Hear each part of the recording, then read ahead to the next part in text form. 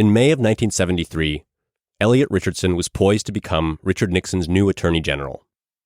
He didn't know yet that he would be out of the job in less than 6 months. During his confirmation hearings, Republican and Democratic senators alike demanded that Richardson appoint an independent special prosecutor to investigate the Watergate affair. That no more hearings will be held until Richardson names a special prosecutor with guidelines guaranteeing his independence. And today, Richardson promised that he would. Now, if you were going to appoint a special prosecutor, someone to dig into a controversial, high-stakes, intrinsically political situation, you'd probably look for someone with a reputation for being nonpartisan, someone without strong political ties, someone it would be difficult to dismiss as biased. Archibald Cox was none of those things, which makes it really hard to understand why Richardson picked him. Archibald Cox, a big, blunt, crew-cut Harvard Law School professor, a liberal Democrat. First off, Cox was like a cartoon of everything that Nixon and his biggest supporters hated. He was an elitist East Coast intellectual who wore bow ties and tweed suits. Even worse, he had worked for John F. Kennedy in the 1960 campaign against Nixon. When he was sworn in as special prosecutor, Cox invited Ted Kennedy, literally Nixon's worst enemy, to attend as a guest.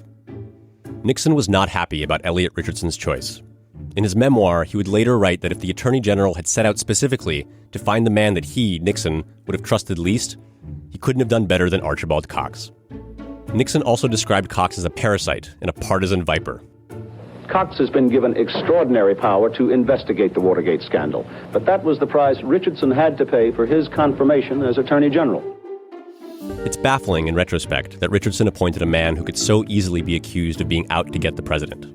But what's even more baffling is that Nixon and his people didn't even try to paint Cox as a liberal on a partisan witch hunt. As much as Nixon hated Cox, he made no public effort to discredit him.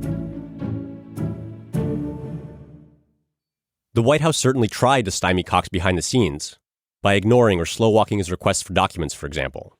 And Cox, in turn, was wary of the White House, too. Having heard all about the Nixon team's dirty tricks, he made sure that his headquarters could not be broken into by installing an elaborate security system with burglar alarms, television monitors, and motion detectors. And yet, the team of young prosecutors who came to work for Cox never had the sense that their investigation was in any real danger. This was true even after the White House refused to obey a subpoena from Cox's office in July, ordering Nixon to hand over the secret White House tapes whose existence had just been revealed to the Senate Watergate Committee. Pretty unanimously, we did not have a sense that there would be anything like a Saturday night massacre until the final week when the stakes got very high. That's Carl Feldbaum. He was one of roughly 40 lawyers that Cox hired after he was appointed. Like most of the others, Feldbaum was a young Ivy League-educated liberal. He was just 30 years old and working as an assistant DA in Philadelphia when Cox brought him on. Many of us, the younger ones who eventually did get hired, were counseled not to take the job by older lawyers, more experienced, as in, what, you're going to investigate the president of the United States, this president? Your career will be ruined. You'll not get a job in any law firm, or you're just going to destroy your career. The young men and women of the Watergate Special Prosecution Force became friends. They hung out together after work, they ate meals together, they talked over drinks about the interviews they were conducting and the documents they were collecting. For most of that summer and fall, Archibald Cox and his prosecutors were fighting the Nixon administration in court for access to the White House tapes.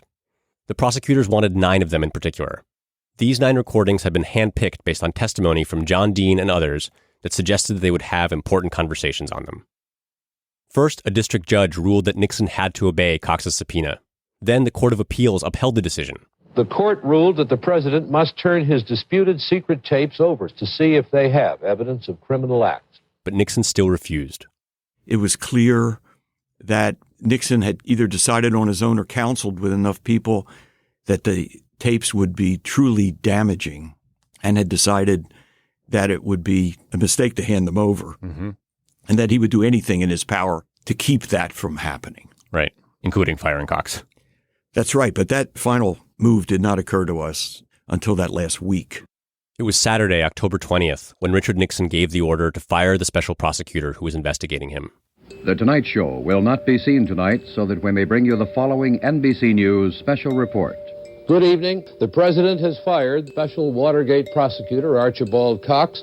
It was an order that also resulted in the abrupt departure of Nixon's Attorney General, Elliot Richardson, and Richardson's second-in-command. Saying he cannot carry out Mr. Nixon's instructions. And the Justice Department is now headed at the president's direction by the Solicitor General Robert H. Bork, who has... Within 24 hours, the cascade of dramatic exits at the Department of Justice became known as the Saturday Night Massacre. But before Nixon made that final move, he tried to propose a compromise. Or at least he tried to make it look like he was proposing a compromise. In reality, it was more like a trick, one that would backfire on him in spectacular fashion and set up the final act of his ruined presidency. On today's episode, what did Richard Nixon do when he felt the walls closing in? How did the country respond? And what did it feel like for the young prosecutors investigating Watergate when they finally got to hear those tapes? This is Slow Burn. I'm your host, Leon Neyfakh. The news caused a sensation in the White House press room and sent reporters scrambling to their telephones. The FBI agents were under orders to seal the office as though it was a crime scene. In my career as a correspondent, I never thought I'd be announcing these things. Episode 7, Saturday Night. When the Court of Appeals ruled against Nixon in the tapes case on October 12th, the president was left with two options. He could either give Cox the 9 tapes he had requested, or he could take his chances with the Supreme Court. The deadline for making the decision was midnight on Friday, October 19th. Today was the deadline for the president to appeal to the Supreme Court, but for a reason as yet unexplained, the president's men have not filed the appeal. After some fitful scrambling, Nixon and his team of lawyers decided on a third way. Here's what they came up with. Instead of giving Archibald Cox the tapes, Nixon and his people would write up summaries of what was on them. Then, the president would let a neutral third party listen to the tapes and verify that the summaries were accurate and didn't leave anything important out. The idea was that Cox and the entire nation would trust this neutral third party when he declared that Richard Nixon was on the level. So who should be this neutral third party? The Nixon administration had someone in mind, a Democratic senator from Mississippi named John C. Stennis. Stennis was about as surprising a choice for neutral third party as Archibald Cox was for unassailably nonpartisan special prosecutor. First off, he was a staunch Nixon supporter, a Democrat, but a Southern Democrat who had backed the president on many of his policy initiatives. But the other thing about Stennis was that he was famously hard of hearing. When we heard that so-called compromise, the reaction was astonishment. That's Phil Lacavara. He was counsel to Archibald Cox. It immediately struck us as being a kind of con job.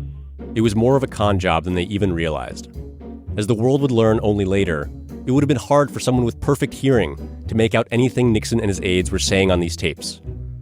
Nixon had chosen to use a cheap, janky taping system, and it made extremely low-quality recordings. Did they get working just too great at that point? So, having that one away to the next one. The idea of a partially deaf 72-year-old alone in a room, listening to these tapes and comparing what he heard to a written summary prepared by Richard Nixon, it was like the punchline to a joke. Did I mention Stennis had just gotten out of the hospital? Less than a year earlier, he had been mugged outside his house and shot in the chest. He was basically fine. He would live another 20 years after this. But, still, not the guy you'd pick to assure everyone that there was nothing incriminating on these tapes. Here's Lacavara again. I can't say that they deliberately chose somebody who was frail and elderly. I think the idea was this was going to be a politically attractive so-called compromise because they were asking a Democrat who was a senior member of the Senate to engage in this task. And that might seem to have a kind of patina of plausibility behind it. It got worse from there. By the time Nixon put his terms down on paper in a letter to his Attorney General, he stipulated that after Cox got the summaries of the 9 tapes he had already requested, that would be it. The special prosecutor's office could not ask for any more memos or recordings from the White House. It would be a one-shot deal. The so-called Stennis Compromise was a non-starter. Here's Jim Doyle, a former political reporter who served as press secretary for the Watergate Special Prosecution Force. It was a very cynical choice. It wasn't going to get by Archibald Cox. Any defense attorney for the most minor defendant would get up and say, Your Honor, throw this case out unless we get the evidence. In multiple conversations with Elliot Richardson, the attorney general who had appointed him, Cox rejected Nixon's proposal. He suspected that the White House was deliberately offering him terms that they knew he couldn't accept. It seemed like they were setting up a conflict to justify firing him. At 8:15 on Friday night, Cox's suspicion was confirmed when Nixon went public with the Stennis compromise. The president has offered a compromise designed to circumvent a court order which would have required him to turn over the secret tapes to a federal judge. In a written statement, the president explained his idea and expressed his regret that Archibald Cox had turned it down.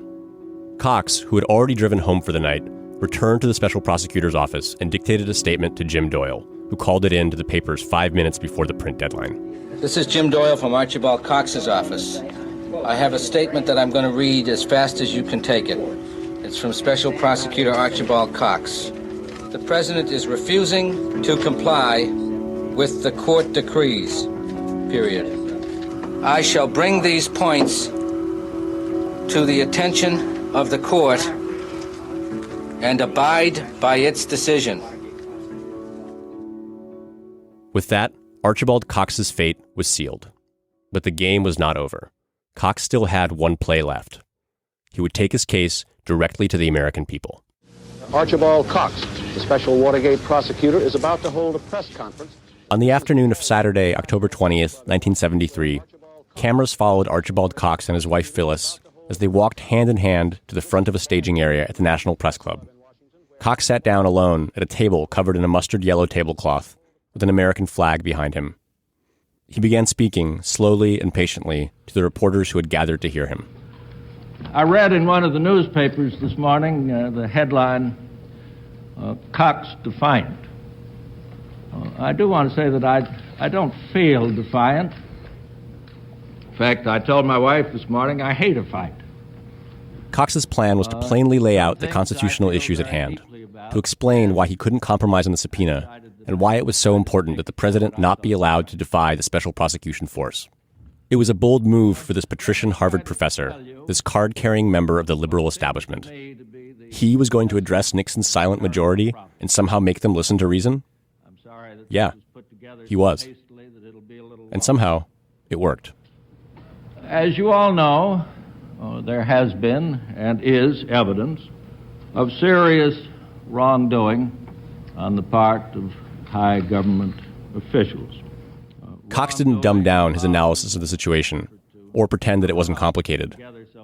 He also made clear that he took no pleasure in what was happening. It's sort of embarrassing to be put in a position to say, well, I don't want the President of the United States to tell me what to do. I was brought up with the greatest respect for every President of the United States. Jim Doyle stood off to the side and watched with admiration as the cameras rolled.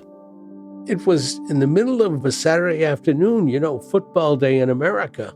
In fact, ABC didn't carry the press conference live because they had too many commitments to college football. But he was live on NBC and CBS, and it was a masterstroke, and it was all Archie. He spoke sincerely and carefully. Wearing a tweed jacket and reading glasses, he explained why the Stennis compromise was not going to work. It's not a question of Senator Stennis's integrity. I have no doubt at all of Senator Stennis's personal integrity. But it seems to me that it's terribly important to adhere to the established institutions and not to accommodate it by some private arrangement involving, as I say, submitting the evidence ultimately to any one man. After he had said his piece, Cox took questions from reporters. How could you expect to succeed in this job? How could you expect to succeed? Well, I thought it was worth a try. I thought it was important. If it could be done, I thought it would help the country. And if I lost, what the hell? Doc, let me ask you, excuse me, Mr. Jim Doyle believes it was Cox's performance during this historic press conference, the way he trusted the American people's intellect and believed in their investment in civic life, that set the Watergate story on the path to its conclusion. It's the press conference that really Richard Nixon did not survive. Of course, neither did Cox.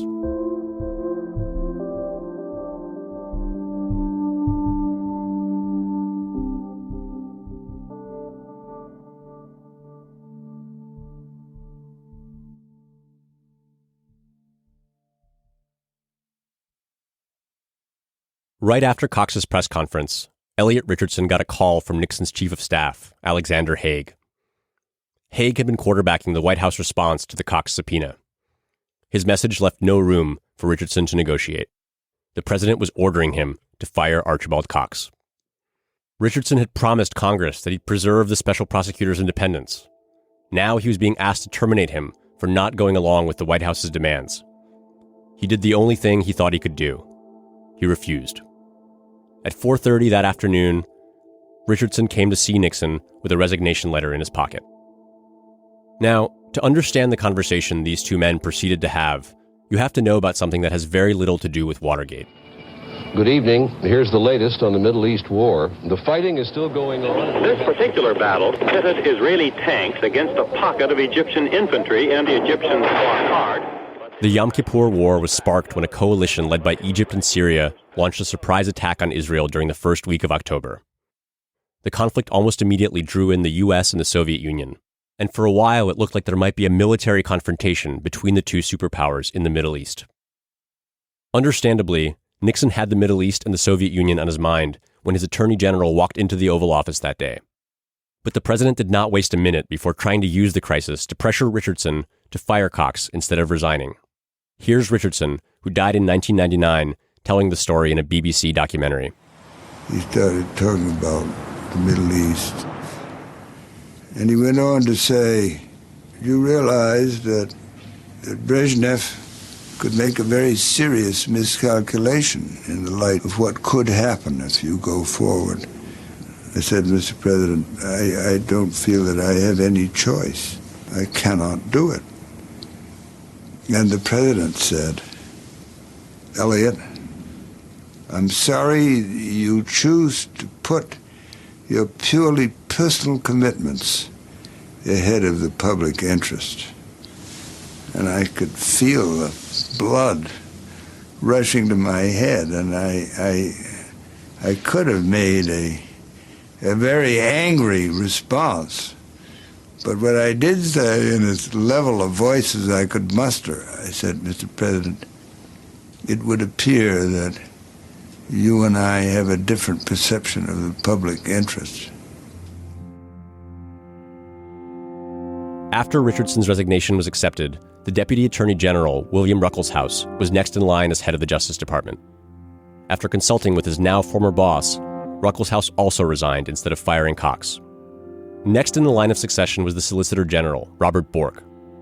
Unlike Richardson, Bork had not made any promises to Congress about giving the special prosecutor independence. For this reason, Richardson advised Bork that he could and should carry out Nixon's order with a clear conscience. Richardson worried that if Bork followed him out the door, the federal government would be dangerously destabilized. Carl Feldbaum, the lawyer from Cox's team, was at home while all this was taking place. He was having dinner with his wife Laura and two of his colleagues when he got a phone call informing him that Cox had been fired. Even worse, FBI agents were apparently headed to the special prosecutor's office to take it over and seal it up on orders from the White House. Feldbaum and the others understood right away that they had to get there, fast. So the four of us jumped in my car, drove downtown, down Massachusetts Avenue. Must have taken us 8 or 10 minutes, no more. Feldbaum's wife, Laura, parked the car while the three prosecutors raced upstairs to the office. They were determined to get their hands on the evidence that they'd gathered before the federal agents could seize it. They were relieved to find that they were the first ones there. Feldbaum went straight to his safe and started feverishly entering the combination. For the first time, I was able to actually open that safe on my first try. At that point, my wife had walked into the office, and I thought it was the safest thing to give her the evidence, which she stuffed into her jeans. And just as she was headed out, the elevator doors opened and the FBI agents came in. That was when the chaos really started. Agents of the FBI, acting at the direction of the White House, sealed off the offices of the special prosecutor. That's a stunning development, and nothing even remotely like it has happened in all of our history. As word of the night's events hit the news networks, more members of the Special Prosecution Force made their way to the office. What ensued was a standoff. On one side was Cox's army. On the other was Nixon's FBI. They were under orders to seal the office as though it was a crime scene. It was like taping up desks and phones, and nothing would come in, nothing would go out. When Jim Doyle, the press secretary, arrived, the building was, at this point, swarming with reporters. He advised the top-ranking member of the office, Cox's now former deputy, Hank Ruth, to hold a press conference. Doyle led the reporters upstairs to a dark, smoky room where the prosecutors kept their law books, and Ruth addressed the crowd. One thinks that in a democracy maybe this would not happen, and that maybe we could proceed in good faith to prosecute those who have violated the criminal law. Apparently that is not to be the case. Afterwards, a reporter came up to Jim Doyle and asked him what he was going to do next. And I said, well, I'm going home to read about the Reichstag fire, which, of course, is the famous fire which the Nazis used to say that they were under siege and to basically take over Germany. All of this adds up to a totally unprecedented situation, a grave and profound crisis in which the president has set himself against his own attorney general and the Department of Justice.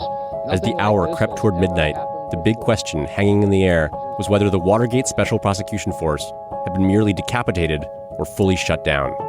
Here's Phil Lacavara, the counsel to Archibald Cox. So there was that initial confusion when we gathered. Where does the Watergate Special Prosecution Force stand? We know that Cox has been fired. What's the status of the office? What's the status of the investigation? NBC News seemed certain that the office was done. The president has abolished Special Watergate Prosecutor Cox's office and duties and turned the prosecution of Watergate crimes over to the Justice Department. And what it means is that the worst dreams of everyone who is worried about the president's secret tapes have now become true. But the staff of the Special Prosecution Force weren't so sure that they were through. As they discussed that night amongst themselves, none of them had actually been fired. No one had told them, in writing or otherwise, that they should stop doing what they were doing. It was a little unclear. The language was unclear as to whether the staff and the office was abolished. There was some uncertainty about that. And we decided to decide the uncertainty in our favor and not get fired. For days after the Saturday Night Massacre, the team of prosecutors gathered at a house where one of them lived. They ate takeout, they drank, and they talked about their options. Some of the younger prosecutors wanted to present the White House with a list of conditions and threatened to resign en masse if they weren't met. Jim Doyle hated that idea. He remembers saying, "That's exactly what they want us to do, posture like rampaging college kids. If they're going to fix these cases, they should have to do it over our prone bodies." But for all of Doyle's bluster, most members of the staff were preparing themselves for the worst and what felt like the inevitable. That their team would be disbanded and their work would at best be handed over to a Nixon yes man in the Justice Department. It seemed obvious. If Nixon wasn't going to get rid of them, what had been the point of firing Cox? One theory was that Nixon was counting on the prosecutors to resign in protest after Cox was fired, and that when they stayed put, he didn't know how to justify getting rid of them. If that's true, it would be one of two major miscalculations that Nixon and his team made before the Saturday Night Massacre. The other was thinking that the public wouldn't really care that he had fired Archibald Cox. The Stennis compromise, Nixon thought, sounded like a reasonable proposal, one that Americans would appreciate and understand. Nixon was trying to accommodate the subpoena, and Cox had turned him down. So he had to go. The reaction Nixon got was not the reaction he had been expecting. Not since Harry Truman fired General MacArthur has there been such an outraged public reaction. Through opinion polls and the outpouring of telegrams and phone calls flooding in on Congress now, raise the question whether Mr. Nixon can ride this one out. This angry public reaction... A Gallup poll found that just before the Saturday Night Massacre, 31% of respondents approved of Nixon's performance in office. Immediately afterwards, it dropped to an extraordinary 17%. There was a sense that some kind of national government coup was going on. Were people scared? I think at that point, people were very scared. I think that was the first time that they had seen this kind of assault on the government as an entity. Right away, the fear began to mix with anger. On Sunday morning, a man wearing a Nixon mask and prison stripes took up position on Pennsylvania Avenue, holding a sign that said, "Honk for impeachment." As Doyle remembers it, the honking didn't stop for 2 weeks. It came from cars, trucks, tour buses, even police cars. The Western Union said that the firing of Archibald Cox produced a record number of telegrams to its Washington offices. So many people sent telegrams to Washington that weekend that Western Union was completely overwhelmed and had to set up special high-speed printers and call in extra workers from outside the city. Richard Nixon later said that the White House staff was taken by surprise by the ferocious intensity of the reaction and by how badly frayed the nerves of the American public had become. More than 50,000 telegrams poured in on Capitol Hill today. Most of them demanded impeaching Mr. Nixon. These come from Republicans and businessmen and people, most of whom begin their statement by saying, "I've supported the president, I've never believed in impeachment, but he's now gone too far, and we want the Congress to take strong action." Members of Congress, too, began to ring the alarms, and for the first time since the Watergate break-in, powerful people in Washington, D.C., including Republican members of the House, began to talk seriously about impeachment. The Speaker of the House, Carl Albert, is expected to ask the Judiciary Committee to begin an inquiry on impeachment Wednesday. The Senate Democratic leader, Mike Mansfield, ordered the Senate... On Tuesday, October 23rd, Nixon's lawyers were set to appear in court.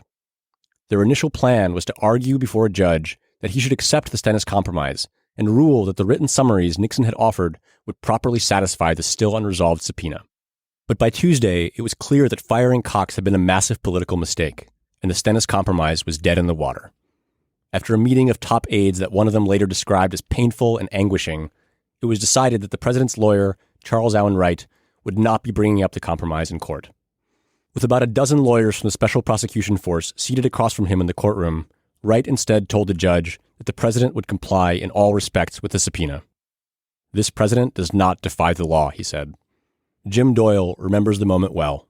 It was an enormous victory for the courts, and it was an enormous victory for Cox, who had mounted this appellate court case. 3 days after this surprise capitulation, on October 26th, Nixon gave his first press conference since the Saturday Night Massacre. Be seated, please. Ladies and gentlemen, before going to your questions, I have a statement with regard to the Mideast, which I think will anticipate. He began by addressing the still simmering standoff in the Middle East, calling it the most difficult situation the country had faced since the Cuban Missile Crisis. He also justified his decision to fire Archibald Cox. We find that these are matters that can be worked out and should be worked out in cooperation and not by having a suit filed by a special prosecutor within the executive branch against the President of the United States. His defensive posture notwithstanding, Nixon assured reporters that arrangements for the handover of the tapes were underway. He also announced that the special prosecutor's office would not be disbanded after all. Instead, the acting attorney general would soon appoint someone new to oversee the investigation. The gambit by Jim Doyle and the others had worked. About halfway through the press conference, a reporter reminded Nixon that before he was elected, he had once said that too many shocks can drain a nation of its energy. Did the president think America was at that point now? Nixon replied with what might be the least convincing display of presidential swagger ever seen. I have never heard or seen such outrageous, vicious, distorted reporting in 27 years of public life. But when people are pounded night after night with that kind of frantic, hysterical reporting, it naturally shakes their confidence. And yet, I should point out that even in this week, the president acted decisively in the interests of peace and the interests of the country. These shocks will not affect me in my doing my job. Carl Feldbaum remembers watching the press conference on television at a colleague's house. As he listened to the president speak, he felt scared. He appeared unhinged to us. And Hank Ruth worried that the pressures of the investigation and everything else that was going on was making him unstable. Gosh, I mean, were you just imagining him hitting the button, so to speak? Well, that was the most dire, of course. But imagining some major foreign policy, warlike deflection of events that we must have the president now. This cannot be interrupted. We need a commander-in-chief of our armed forces. That was clearly not just a concern, a deep worry. On November 1st, 11 days after the Saturday Night Massacre, Feldbaum, Doyle, Lacavara, and the rest of the Special Prosecution Force learned the identity of their new boss. Good evening. The new special Watergate prosecutor arrived in Washington today. Leon Jaworski is the new man, a 68-year-old conservative Democrat from Texas. Robert Bork, the same Justice Department official who had fired Archibald Cox, had now appointed a lawyer named Leon Jaworski to replace him. The prosecutors were reflexively skeptical of Jaworski. He was an establishment lawyer to us and had great respect for the presidency and reportedly respect for the president. I guess it is fair to say that we young staff members were suspicious. About a month later, Feldbaum remembers sitting with Jaworski in the office when the phone rang. It was one of Nixon's lawyers, Fred Bazart, and he had a message. The first batch of tapes were ready to be picked up at the White House. Feldbaum volunteered to walk over, not thinking about the fact that it was a Saturday and he was dressed for the weekend in pink bell-bottoms. He remembers making his way through the crowds and into the White House, showing his credentials and entering Fred Bazart's office. There, on a round table in the middle of the room, Feldbaum saw the tapes. These are big reels of tape, and they were labeled, but they were, I would say, naked, just lying there. They didn't seem to be protected in any way, and just sitting on a round table in his office. And I asked for something to take them back with. And like a bag? A bag or a box. I eventually got a small cardboard box. Sheepishly, Feldbaum asked for a receipt, and Bazart wrote one out on a scrap of paper. And we both signed it, and I folded it up, put it in my pocket, and walked out of his office and out of the White House, through the throng of tourists, and the 4 or 5 blocks, right, down city streets, through the Capitol to our offices. When Feldbaum got back to the office, he and 3 other prosecutors gathered around a reel-to-reel player.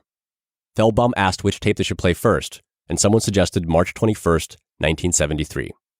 It was one of the conversations that John Dean had described in his testimony as being particularly damning to the president. We got out that tape, strapped on headphones, and I put the reel in and was careful to tape down the record button so there was no chance that we would erase any part of the tape. The 4 of them sat there and listened for about 7 minutes. Then they heard it. It was just like Dean had said in his testimony.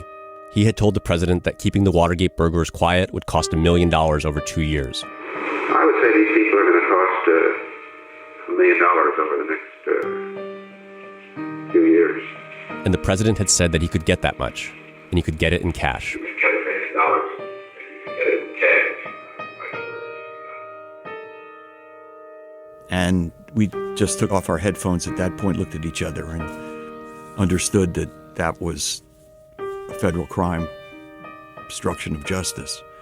And we sort of looked at each other for a moment, and I don't know that we even spoke. And I just said, we need to take this in and let Leon listen to it. Leon Jaworski was in his office. Feldbaum told him he needed to see him. Then he handed him a headset. And I said, we had just listened to this part of the tape, and I teed it up and turned on the tape, and Leon Jaworski stared straight at me, listening to those first 5 or 7 minutes of the tape.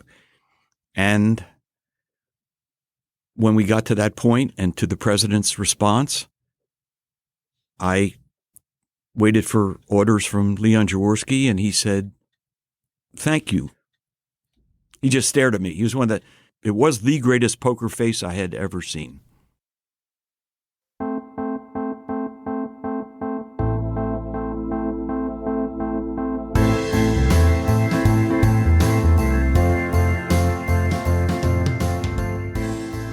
Slow Burn is a production of Slate Plus. If you like Slow Burn, do us a favor and leave us a rating and a review on iTunes. It really helps new listeners find the show. Also, tell your friends. You can direct them to applepodcast.com/slowburn. Slate Plus members get a complete bonus episode of Slow Burn every week, going deeper into the wild world of Watergate. I'm sharing some of the amazing stuff I found while doing my research and playing extra interviews with people who watched it all go down. This week, I've got an interview with the one and only John Dean, former White House counsel to Richard Nixon. If you've been listening to the show, you know that John Dean helped plan the Watergate cover-up before blowing it up on national television. The subject of our discussion is the mysterious 18-and-a-half-minute gap on one of the key White House tapes that Nixon was supposed to turn over to the special prosecutor's office. Also, our event at the Watergate Hotel on February 8th is sold out. If you didn't get a ticket, don't worry. Slate Plus members will be able to watch a live stream of the event and hear the audio in their podcast feed. The event will feature Leslie Stahl, Dick Cavett, Evan Thomas, and Ashley Parker of The Washington Post. If you want to see it or hear it, sign up for Slate Plus at slate.com/Watergate.